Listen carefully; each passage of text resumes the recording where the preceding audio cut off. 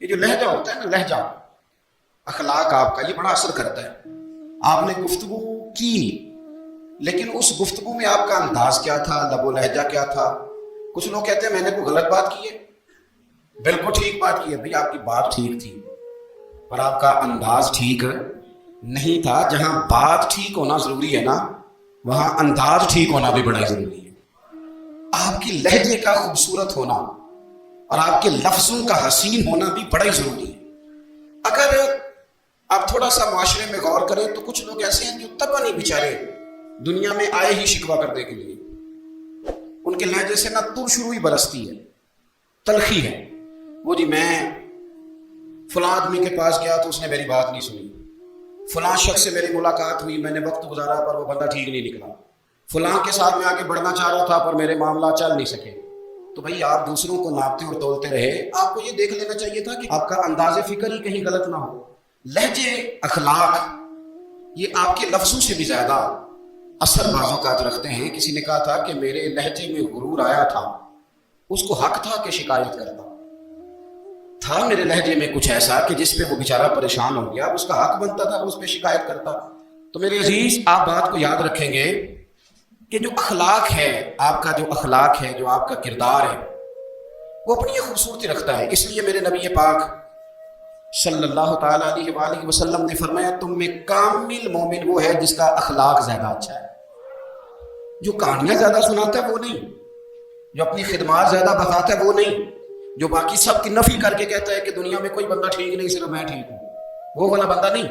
بلکہ فرمایا کس بندے کا اخلاق زیادہ اچھا ہے. اخلاق دیکھیں، یہ جو آپ کا لہجہ ہوتا ہے نا، یہ بہت زیادہ اثرات مرتب کرتا ہے آپ کے گھر پہ بھی باہر بھی. آپ اگر اپنی گفتگو میں باڈی لینگویج کو تھوڑا سا اچھا رکھیں. کچھ لوگ ایسے ہوتے ہیں جو بات بڑی صحیح کرتے ہیں پر کچھ زیادہ ہی باتیں کرتے ہیں، تو زیادہ باتیں کرنے کی وجہ سے ان کی جو صحیح باتیں ہوتی ہیں ان کا بھی وزن خراب ہو جاتا ہے. کیونکہ وہ زیادہ باتیں کرتے ہیں، ہر وقت بولتے ہیں، ہر وقت بات کرتے ہیں، تو جب وہ ٹھیک بات بھی کر رہے ہوں تب بھی ان کی بات کا لوگ اثر قبول نہیں کرتے. لیکن اگر ان کا لہجہ باوقار ہو، بات وہ تھوڑی کریں پر جتنی کریں ذرا سونی کر کے کریں، گفتگو میں خود بخود اثر پیدا ہو جائے، بات اچھی لگے. اخلاقی رویے اگر لوگوں کے زیادہ اچھے ہو جائیں، ایک تو مسکرانے کا بل کوئی نہیں آتا، اس کے پیسے کوئی نہیں لگتے، اور یہ بھی شکر ہے ابھی تک اس پر ٹیکس بھی کوئی نہیں، یہ بھی مقام تشکر ہے. تو اگر آپ بات کریں اور اس میں تھوڑی سی مٹھاس پیدا کر لیں، آپ تھوڑی سی بات میں نا مٹھاس. میرے ایک کلاس فیلو ہیں تو وہ تقریر کر رہے تھے اور میں سن رہا تھا، تو مجھے بعد میں کہنے لگے آپ تبصرہ کریں میں نے کیسی تقریر کی ہے. یہ ہوتا ہے نا کہ بعض اوقات دوست بیٹھتے ہیں بے تکلف تو کئی دفعہ کچھ باتیں ایسی ایک دوسرے کے ساتھ کرتے ہیں. تو مجھے کہنے لگے آپ بتائیں کہ میں بات کر رہا تھا تو کیسی تھی. تو میں نے کہا جب آپ بات کر رہے تھے تو میں ڈر رہا تھا، مجھے لگ رہا تھا کہیں آپ لڑ نہ پڑیں. بھئی آپ اطمینان سے بات کریں، آپ تسلی سے بات کریں، آپ خندہ پیشانی کے ساتھ بات کریں. میرے نبی پاک صلی اللہ تعالیٰ علیہ وسلم نے فرمایا، مسلم شریف کی حدیث ہے، حضور فرماتے ہیں نیکی کو کبھی چھوٹا نہیں سمجھنا، نیکی کو حقیر نہیں سمجھنا. کچھ نہ ہو سکے تو اپنے بھائی سے مسکرا کے بات ہی کر لیا کرو. بات کرو تو تمہارے لہجے میں ترش روئی نہ ہو. بعض اوقات آپ تلخ بات کرتے ہیں، آپ کا لہجہ تلخ ہوتا ہے تو آپ کی صحیح بات بھی قبول نہیں کی جاتی.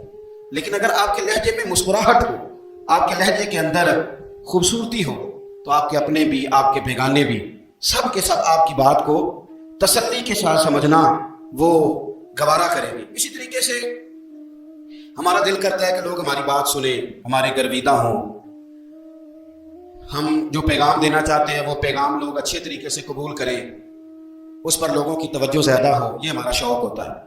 اور دنیا میں اب تو فیمس ہونے کا شوق بڑا بڑھ گیا ہے، اب بڑا بڑھ گیا. اب تو لوگوں کو نا شاید لوگ مقبولیت اسی کا نام لیتے ہیں کہ میرے اتنے لائکس ہیں، اتنے فالوور ہیں، اتنے سارے لوگ ہیں تو شاید میں بڑا مقبول ہوں. یاد رکھنا، قابلیت سے زیادہ قبولیت ضروری ہوتی ہے. فالوور کیا کریں گے اگر رب بھی راضی نہ ہوگا؟ تو لائکس کیا کریں گے؟ اگر تو قبول ہو جائے تو پھر چلو کسی لائکس کا بھی فائدہ ہے، کسی فالوور کا بھی. اور اگر قبول نہ ہو تو پھر کوئی فائدہ جنہوں پریتم اپنا آنکھ ہی نہ وہ اجے سہاگن ہوئی نہیں. تو جب وہ قبول کر لے پھر تو بڑی بات ہے، اور اگر قبولیت نہ ہو تو پھر بڑے بڑے مجمع بھی کوئی فائدہ نہیں دیتے. ہماری خواہش ہوتی ہے کہ لوگ ہمیں جانیں، लोग हमें पहचाने, हमारा बड़ा नाम हो, हमारा बड़ा जिक्र हो, हमारे बड़े तज़किरे हो। तो मेरे नबी पाक सल्लल्लाहु तआला अलैहि वसल्लम ने इरशाद फरमाया, हज़रत अबू हुरैरा रज़ी अल्लाह तआला अन्हु रवायत करते हैं, हुजूर फरमाने लगे, तुम माल के जरिए लोगों को अपना गर्विदा नहीं बना सकते, पैसे दे के लोगों को पीछे नहीं लगा सकते। कितने को दोगे? देखिए ना, पैसों से तो बंदे का लालच शुरू हो जाता है। एक दफा दे, फिर दूसरी दफा दे, फिर तीसरी दफा दे। रोज देंगे तो बंदा राजी होगा, और अगर आपने 99 दफा दिया, एक दफा नहीं दिया तो वो नाराज हो जाता है। तो कितना को लालच पूरा करेंगे? तो हबीब पाक अलैहिस्सलाम फरमाने लगे, तुम पैसे लेके लोगों को अपना गर्विदा नहीं कर सकते। हाँ, खंदा पेशानी से, हुस्ने अखलाक से मिलोगे तो लोग तुम्हारे गर्विदा हो जाएंगे। तुम्हारा अखलाक, तुम्हारी खंदा पेशानी, तुम्हारा अच्छा किरदार, ये लोगों को गर्विदा कर सकता है। मालो दौलत से लोग गर्विदा नहीं होते। तो हमारा वो जो रोजमर्रा का लोगों के साथ ताल्लुक है, लबो लहजा, मैंने देखा है बहुत सारे लोग ऐसे हैं जिनके साथ लोग आना जाना, मिलना बैठना आहिस्ता आहिस्ता छोड़ देते हैं। और वो किस लिए छोड़ देते हैं? वो उनके रवैये की वजह से छोड़ देते हैं, उनके अंदाजे फिक्र की वजह से छोड़ देते हैं, उनके शिकवों की वजह से छोड़ देते हैं। मिजाज होता है ना हमारा कि हमें शौक होता है ताल्लुक ज्यादा लोगों के साथ हो, और फिर ये भी शर्त होती है कि मैं जिसके पास जाऊं वो मुझे यही कहे कि तू मेरे साथ ही प्यार कर। एक साहब मुझसे कहने लगे कि ये मैं महफिल कराता हूं, आप भी तशरीफ लाएं, और मैं 20 उलमा को बुला चुका हूं और बड़े बड़े नामवर नाम उन्होंने मेरे सामने लिए। मैंने उनसे पूछा कि जो नाम आपने लिए हैं और आपकी तस्वीरें भी साथ हैं, मैं अल्हम्दुलिल्लाह तस्लीम कर गया हूँ आपकी बात को, लेकिन सवाल मेरा ये था कि क्या आप नमाज भी पढ़ते हैं? 21 उलमा को आपने बुलाया या 20 को बुलाया और बड़े बड़ों को बुलाया, और मुझे भी आप दावत पेश कर रहे हैं, तो नमाजी भी आप हैं, नमाजी भी है। कहने लगे आप दुआ करें मैं नमाज पढ़ना शुरू कर दूं। मैंने उनसे कहा, खुदा के बंदे, अब अगर तू किसी और को बताएगा कि 20 इतने इतने बड़े लोगों से मेरा ताल्लुक, कर पढ़ता हूं मैं नमाज भी नहीं, तो लोग क्या सोचेंगे कि 21 मौलवी मिलके भी एक बंदे को नमाजी नहीं बना सके। तो आप अपने लबो लहजे से सिर्फ बातों से गर्विदा किसी को कर लेंगे? आप ये देखिए कि अखलाक किस तरह का है, लहजा किस तरह का है, आपकी बात करने का अंदाज कितना हसीन है, उस लफ्ज के अंदर हुस्न कितना ज्यादा है। नबी पाक सल्लल्लाहु अलैहि वसल्लम भी तबलीग फरमाते हैं, हम भी तबलीग करते हैं। मैं और आप जब तबलीग करते हैं तो उस तबलीग के अंदर शिकवा होता है और तनकीद होती है, और बाज़ जगह मैंने ये भी देखा है कि तंज होता है, तंज। हम दूसरे को दीन की दावत रहे हैं, लेकिन हमारे लबो लहजे से तंज और तुशरुई छलकती है। तू दौलत के पीछे लग गया है, तू बिल्कुल जाहिल है, तू बिल्कुल, तेरे खानदान में से भी कोई नहीं नजर आता। आप तंज कर रहे हैं, आप दावत दीन नहीं दे रहे। दावत दीन तो गुलदस्ते में रख के पेश की जाती है, उसकी तो एक खूबसूरती है, उसका तो एक हुस्न है, उसकी तो अपनी एक जाज़बियत है, उसकी अपनी एक नूरानियत है। सहाबा किराम अलैहिम रिदवान फरमाते हैं कि हज़रत साद बिन मुआज़ रज़ी अल्लाह तआला अन्हु का जनाजा था। अल्लाह के प्यारे महबूब सल्लल्लाहु तआला अलैहि वसल्लम ने जनाजे की इमामत फरमाई, और जनाजे की इमामत के बाद अभी ना कब्र के तैयार होने में कुछ टाइम बाकी था, तो हुजूर जमीन पे तशरीफ फरमा हुए। लोग कब्र की तैयारी में हैं, बाज़-औक़ात होता है ना अभी कब्र नहीं तैयार हुई, तो कहते हैं कि लकड़ी के साथ हुजूर ने जमीन कुरेदनी शुरू कर दी, और देर तक हुजूर ने चेहरा नूर को जमीन की तरफ झुकाए रखा, गोया जमीन शर्फ दीदार हासिल करती रही। देर तक चेहरा नूर झुका रहा जमीन की जानिब, हुजूर ने रुख नूर को फेर लिया। सहाबा कहते हैं कि हम ना बड़े, जब हुजूर हमारे करीब होते थे तो हमारा ख्याल होता था कि रहमत की बरखा है, अपने अपने सिक करम उड़ेल ले अपने ऊपर। फरमाते मुंतजिर थे कि हुजूर कब हमारी तरफ रुख अनवर फेरें और हम करीम से कोई बात सुन सकें। इरशाद फरमाते हैं कि हम बड़े शदीद मुंतजिर थे। देर के बाद नबी पाक अलैहिस्सलाम ने चेहरा अनवर उठाया, देर के बाद चेहरा अनवर उठाया। ये देखिए तबलीग हो रही है, और जब हुजूर ने चेहरा अनवर उठाया तो आंखों में आंसू थे, रो रहे थे। और 3 दफा हुजूर ने फरमाया, क्योंकि कब्र तैयार हो रही थी, 3 दफा नबी करीम ने फरमाया, लोगों कब्र आखिरत की मंजिलों में से पहली मंजिल है, इसकी तैयारी कर लो, इसकी तैयारी कर लो, इसकी तैयारी कर लो। 3 दफा हुजूर ने ये जुमले दोहराए। क्यों?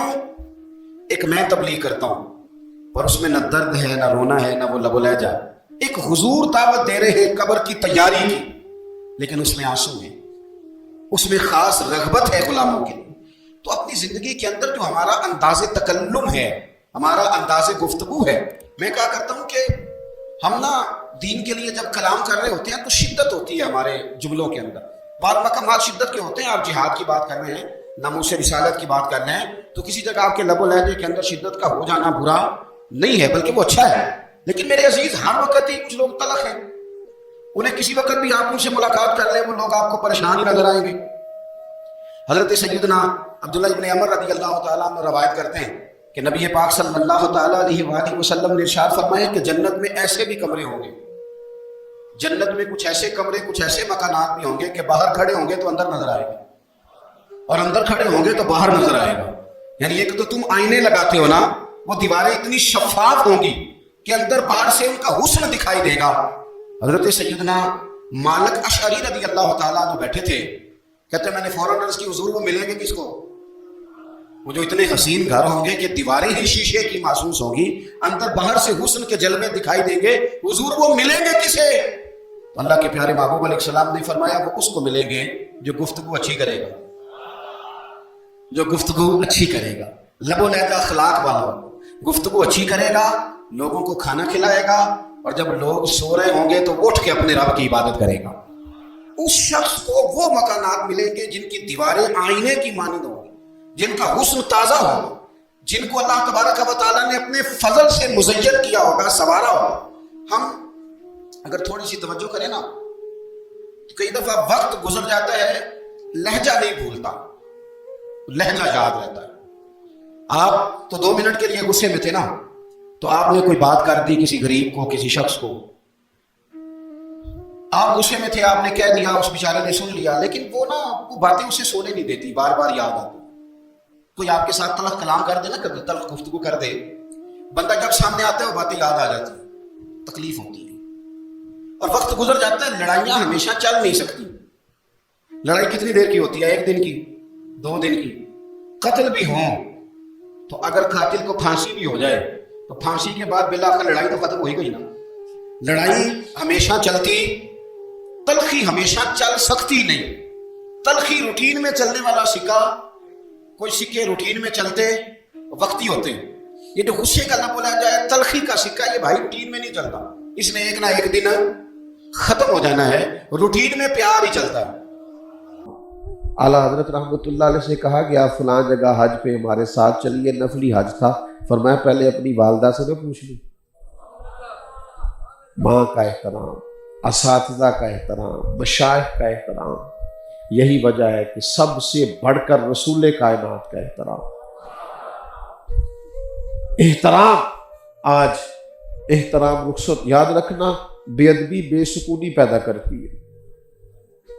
آپ صرف اتنا جملہ کبھی آپ نے کہہ دیا ہو نا ابا جی سے کہ ابا جی ٹھیک ہے اب آپ بھی تو سمجھدار ہو جائے نا، اتنا ہی کہا تھا آپ نے، تو والد بیچارہ ساری رات روتا رہتا ہے، بیٹا میں نے تو ساری جوانی تیرے نام کر دی، میں سمجھدار ہی نہیں تھا، میں نے تو اپنا کچھ رکھا ہی نہیں، سب تجھے دے دیا، میں سیانا، اتنا جملہ کہا۔ ذرا سی بھی بے ادبی تکلیف دیتی ہے، لیکن اگر آپ ادب کریں نا، آپ کے استاد صاحب آ رہے تھے سائیکل پہ اور آپ بیٹھے ہوئے تھے پجاروں پہ، استاد صاحب میٹرک PTC ہے اور آپ نے PhD کر لی، اچانک استاد صاحب کو دیکھ کے آپ نے گاڑی کھڑی کر لی، پجاروں سے نیچے اترے، کہا استاد جی میرا بڑا دل کرتا ہے یہ سائیکل آپ کی بچہ لے آئے گا، میں آپ کو چھوڑ کے نہ ہوں اپنے ساتھ بٹھا، تو استاد جی کوئی دعائیں دیں گے، کوئی خوش ہوں گے، کہیں گے پتر اللہ اور عزت دے تجھے اور مرتبہ دے۔ وہ جائیں گے بعد میں سائیکل پہ ہی، لیکن وہ جب دوبارہ سائیکل پہ بیٹھیں گے تو انہیں محسوس ہوگا سائیکل تو پجاروں سے مہنگا ہے، اس لیے کہ پجاروں والا تو اتر کے سلام کر رہا ہے۔ تو بھائی ادب سے حسن پیدا ہوتا ہے۔ اعلیٰ حضرت نے ساری زندگی ادب کا درس دیا، ادب کی بات کی، تعظیم کی بات کی، عزت کی بات، اور انہوں نے کہا جو حضور کی تعظیم نہ کرے، جو ادب نہ کرے، شرک ٹھہرے جس میں تعظیم حبیب، اس برے مذہب پہ لعنت کیجیے۔ آپ کو ادب ہی نہیں کرنا آتا، تعظیم ہی نہیں کرنی آتی، آپ کا لب و لہجہ درست نہیں ہے، آپ احترام کے ساتھ، ادب کے ساتھ۔ مسجد نبوی شریف میں جن لوگوں نے پرانی تصویریں دیکھی ہیں نا، مسجد نبوی شریف کے بالکل سامنے، حضور کے گنبد شریف کے سامنے 2 کھجور کے درخت ہوتے تھے، تو وہاں مشاعرہ ہو رہا تھا۔ جب فاضل بریلوی تشریف لے گئے تو شاعر نے شعر پڑھا، یوں ہے درخت حضرت والا کے سامنے، مجنو کھڑا ہے خیمہ لیلا کے ساتھ۔ اعلیٰ حضرت فرمانا کہ مزہ نہیں آیا، کہاں لیلا کا خیمہ، معاذ اللہ کیا تشبیہ دی اور گنبد خضرا۔ تو ان میں سے ایک صاحب کہنے لگے تنقید کرنا آسان ہے، شعر کہنا مشکل ہے، تو آپ کہہ دیجئے۔ تو فرمایا کہہ دیتے ہیں، 2 کھجور کے درخت ہے گنبد کے سامنے، تو آپ کہہ دیجئے۔ فرمایا کہہ دیتے ہیں، یوں ہے درخت حضرت والا کے سامنے، قدسی کھڑے ہیں عرش معلا کے سامنے۔ تو ان کی مزاج میں علم، عمل، ادب کوٹ کوٹ کے بھرا ہوا تھا۔ اور چوتھی بات تھی عشق۔ خشک جو لوگ ہوتے ہیں نا مزیدار نہیں ہوتے، ان پر نہ چیزیں بوجھ بن جاتی ہیں۔ جو کام لوگ محبت سے کرتے ہیں نا وہ کام تھکاتے نہیں۔ اعلیٰ حضرت نے ساری زندگی اپنے محبوب سے عشق کیا اور خوب کیا، اور خوب لطف لے کے کیا، اور خوب انداز سے کیا، اور حضور کی اداؤں پر، نبی پاک کے حسن و جمال پر عمر بھر انہوں نے قصیدہ کہا اور کمال کر دی۔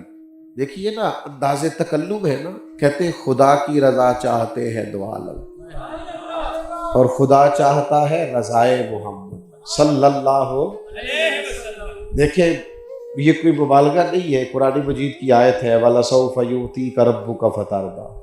محبوب آپ کا رب آپ کو اتنا دے گا کہ آپ اپنے رب سے راضی ہو جائیں۔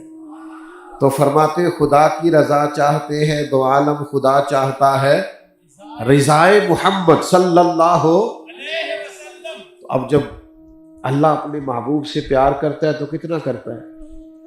کہتے ہیں حضور التجائیں کرتے ہیں اللہ کی بارگاہ، لیکن جب نبی پاک ہاتھ اٹھاتے نا تو حضور کی دعا اوپر نہیں جاتی تھی، قبولیت نیچے آ جاتی تھی، قبولیت نیچے آ جاتی۔ کہتے ہیں اجابت کا جوڑا عنایت کا صحرا، اجابت کا جوڑا عنایت کا صحرا، دلہن بن کے نکلی دعائے محمد صلی اللہ علیہ وسلم۔ اجابت کا جوڑا عنایت کا صحرا، دلہن بن کے نکلی دعائے محمد، اجابت نے جھک کر گلے سے لگایا بڑی ناز سے جب دعائے محمد۔ خدا کی رضا چاہتے ہیں دو عالم، خدا چاہتا ہے رضائے صلی اللہ علیہ۔ تو جو بات شروع میں عرض کی تھی پھر وہی آ کے اپنی بات کو سمیٹتا ہوں کہ عمر بھر انہوں نے اسلامی تشخص کو برقرار رکھا۔ وہ جو سوچ اقبال دیتے تھے نا، اقبال کافر سے کہتے تھے کہ تم مسلمانوں سے جیت نہیں سکتے، کیونکہ یہ حضور سے پیار بڑا کرتے، یہ فاقہ کش جو موت سے ڈرتا نہیں کبھی، روح محمد اس کے بدن سے نکال دو۔ موت سے تو یہ نہیں ڈرتے، ہاں اگر تم نے جیتنا ہے تو حضور کا پیار نکل گیا تو یہ ہو سکتا ہے کافر جیت جائے۔ تو اعلیٰ حضرت رحمۃ اللہ تعالیٰ علیہ بھی یہی فرماتے ہیں کہ عشق تیرے صدقے جلنے سے چھٹے سستے، جو آگ بجھا دے گی وہ آگ لگائی ہے، اور فرماتے ان کی مہک نے دل کے غنچے کھلا دیے ہیں، وہ جس راہ چل دیے ہیں کوچے۔ اور فرماتے لوگوں تمہیں جب بڑی تکلیف پہنچے تو میرے نبی کو یاد کیا کرو، ان کے نثار کوئی کیسے ہی رنج میں ہو، وہ جب یاد آ گئے ہیں سب غم بھلا دیے۔ اور فرماتے ادھر ادھر سے سوال نہ کیا کرو، زندگی میں تربیت لینی ہو، فیض لینا ہو، کرم لینا ہو تو میرے محبوب کی طرف رجوع کرو، کیونکہ میرے کریم سے گر قطرہ کسی نے مان دریا بہا دیے ہیں، دوبے بہا دیے۔ عرض یہ کرنا چاہتا ہوں کہ مضبوط ہو کر اسلامی تشخص کے ساتھ وابستہ ہونا یہ اعلیٰ حضرت کا پیغام ہے۔ آپ کہیں بھی ہیں، کسی جگہ بھی، باقی ساری پہچانیں بعد میں ہیں، پہلی پہچان یہ ہے کہ ہم مسلمان ہیں۔ اپنا یہ تشخص کبھی بگڑنے نہ دیں، کبھی نہ وقت آئے گا لوگ، میں کالج میں پڑھتا تھا نا تو جو میرا دوست مجھے مولوی صاحب کہہ کے زیادہ تنگ کرتا تھا نا، چونکہ ٹوپی پہن کے جاتے تھے تو وہ ان دنوں بم دھماکے بڑے ہوتے تھے، او مولوی، تو میں اسے کہتا تھا مجھے غصہ کوئی نہیں آتا، ہے مولوی تو اس میں شرمانے والی کیا بات ہے۔ تو وہ جو مولوی کہہ کے تنقید کرتے تھے معاذ اللہ، پھر وہ ٹائم بھی آیا کہ فون کر کے کہنے لگے یار ایک تصویر کھچوانی تھی تیرے نام، انج بھی سجن واہ واہ تے انج بھی سجن واہ واہ۔ زندگی میں اپنے تشخص پر کبھی سودا نہ کریں، حالات اوپر نیچے ہوتے رہتے ہیں، ہم مسلمان ہیں اور ہم نے مرتے دم تک مسلمان رہنا ہے۔ اللہ توفیق عطا کرے۔